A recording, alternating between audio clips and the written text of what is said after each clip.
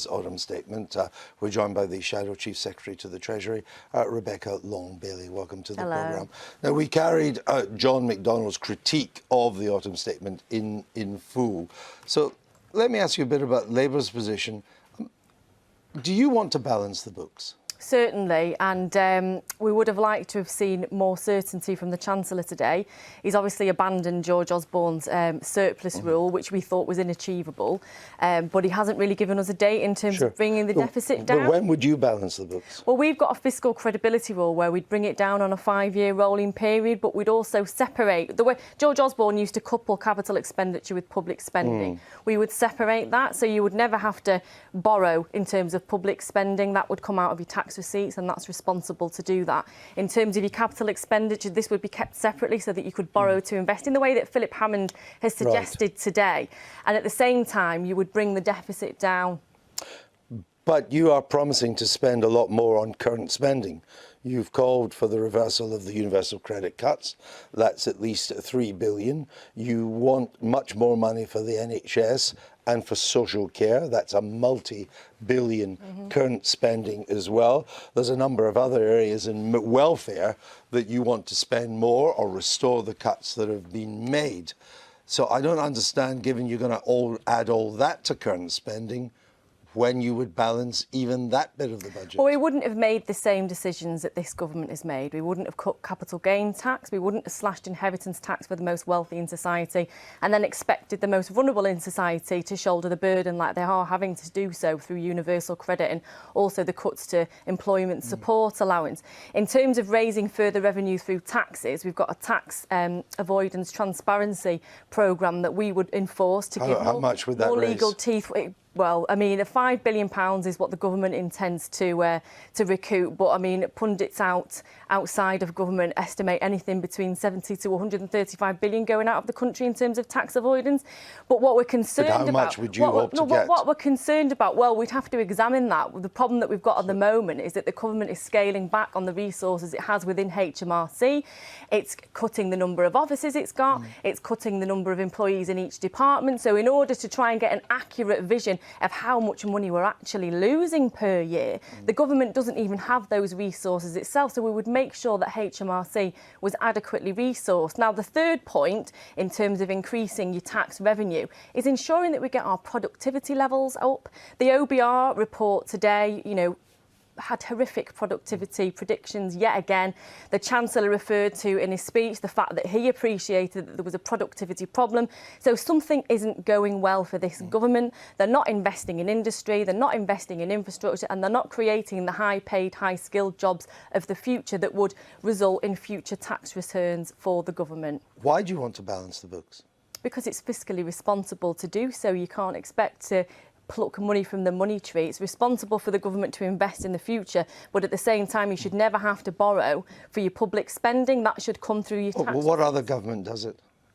Pardon? What other government does balance the books around the Western world? Well, there are a number of fiscal positions taken by other governments around the world. It's difficult to pinpoint particular governments who have a 0% deficit. I think it's Germany is one. Well, they've had a long-term industrial strategy, and I think as I look at Italy, France, Spain, the United States, they're not planning to balance the books. So I wondered why Labour thought it was so important. No, it's fiscally responsible to balance the books, but you can't balance the books at the expense of not investing in your future and your future infrastructure, because you have to balance the books at the same time of ensuring future productivity and future tax receipts. What would you do to raise productivity? Well, we'd invest in infrastructure on a larger scale than the Chancellor's put forward today. What he said today is certainly welcome.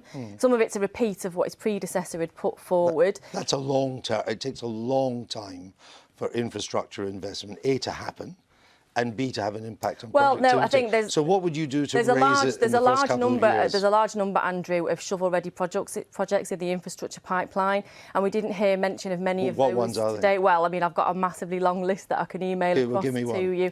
Well, you know, we've got HS2 that doesn't seem to be progressing very fast. It's electrification of the Midlands main line, which has been halted time and time again. Well, we've got a vast number of them, and they're available on the government website. But give me a shovel-ready one. Take a look at them. I understand the website's full of infrastructure projects, and I perfectly take Labour's point that a lot of them haven't been implemented, but give me an infrastructure project that is shovel-ready. Well, Swansea Tidal Lagoon is something that That's the not government has shovel-ready. been That pushing would take for. years to plan. That hasn't even got planning permission yet. Well, I think if you look on the government website, Andrew, you can see a long list of the shovel-ready projects if you're so interested to do so. No, what but I the see point on is, the Andrew, what I see. No, the point is this. that there are a list what I of see them on the government available website. for the Hold on. government What to I put see on the forward government today. website is a long list of infrastructure projects. What I don't see is shovel-ready. I'll give you an example. Get you to react. HS2 was approved 8 years ago, so it was hardly shovel-ready. In fact, the diggers turned up last week to begin part of the building in Bucks. They didn't have the right local authority permits. They'll be sent away and they won't be allowed back to sometime in the new year. It's not shovel-ready. Well, I appreciate there are a number of local issues on particular projects and those need to be addressed as quickly as possible, but there are a number of projects that if the Chancellor did a bit of further investigation on, he would find that they were shovel-ready. And again, if you look at the government website, there is a long list of those available. You were the one that but I do said they were. appreciate that, as you said, there are some that are affected by local considerations. But the point is that the Chancellor hasn't even touched the sides in what we need to secure further productivity increases in this country. And it's not just talking about shovel-ready projects, it's about investing in skills and education. We've seen horrific cuts to education over the last few years. We are not skilling our workforce up for the future. We are not delivering the long-term prosperity this country needs. Do you buy the OBR's verdict that the government will end up borrowing a lot more money because of the impact of Brexit? I mean, does Labour accept that analysis? I think we're in extremely uncertain times and we've seen quite a lot of chaos from the government so far.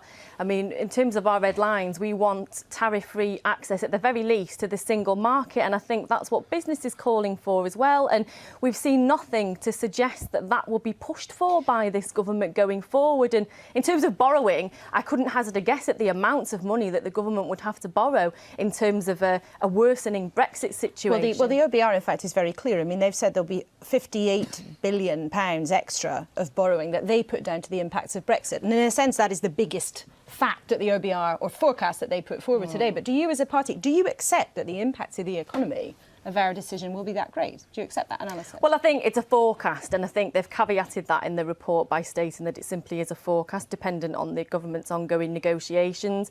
But what I would say is that the government can put in place initiatives now to try and alleviate any need to do that, and that would be demanding tariff-free access to the single market for a start. So we just want some certainty going forward, and we know we've got certainty on corporation tax, and as the CBI mentioned in your report earlier, we just want to see more certainty going forward in terms of what our terms for exiting the EU are going to be. At the very least, some red lines for business. I'm just wondering if I could ask a bit about the public finances. Given that you, if you win in 2020, would be taking over a government where the debt to GDP ratio would be flirting with 90%, do you still think at that point the markets, the investors in our debt, would support the Labour Party borrowing more money? Well, I think it was Mark Carney that made a statement not so long ago, and he said we rely on our friends overseas, the kindness of strangers, I think he said. And the longer our situation is uncertain, the longer that kindness erodes away. No, but what I'm wondering about is, given the downgrading of the public finances by the Office for Budget Responsibility today, do you still stick to the notion that the markets would still support a Labour government borrowing more money, given that in 2020 the public finances are going to be in far worse a state than you thought you were going to inherit if you win the election in 2020? Well, we really hope that they're not, and we need to see some business red lines. No, but do you think you can borrow more? I just wonder if you think it's sustainable. I think you need to borrow to invest in infrastructure. So you think you could borrow more, even though debt to GDP ratio is at 90%? You'd have to assess the public finances at the time, but you couldn't cut off your arms. You'd have to make sure that you were securing future productivity for the country. But as I said, without a crystal ball, I couldn't make an assessment of the fiscal situation at the time we exited the EU, but I really, really do implore the Chancellor to start pushing for tariff-free access to the single market, because it's imperative. And another point that he should be pushing as well is for the financial passport. But even though we've seen borrowing costs for the government today are slowly rising. There's inflation risk in particular. You still think that the markets would support you borrowing more on top of what the OBR is saying already this government will be borrowing? Well, as I said, we'd have to assess the fiscal situation at the time. I mean, I wouldn't want us to be in a worsening financial situation, and we will be if this government doesn't take strong action in terms of Brexit. But we would have to assess the financial situation at the time to specify the amounts that we would borrow. And you're right in what you say, the amount of debt that we're in would affect that. Can I just make wishy-washy spending check decisions. with you? You want the government to take to outline its red lines on Brexit. It's perfectly understandable position to be. That's the job of the opposition to do that. What's your red line? Would you leave membership of the single market? We wouldn't want to leave membership of the single market, but at the very least we want tariff-free access, and we want the government to start You said you negotiating wouldn't for that. leave membership of the single market. We wouldn't like to leave membership of the single market. So but whether that's on the cards or not remains to be seen. But we want at least a guarantee from the government that they'll maintain some degree of access I to understand. the market for us. That's a question for the government. I understand that. What I'm asking now is Labour's position, because who knows, these matters may be unresolved. So you have said that you would want to remain a member of the single market. No, we've said our bare minimum is tariff-free access to the single market. That's our bare minimum. Right, Obviously, we but would you like prefer to remain as a member? Well, I mean, whether that's actually achievable or not is another What about the matter. customs union? Yes, we think it's imperative to remain a member of the customs So you would for accept business. that by doing that, this country couldn't make its own free trade deals?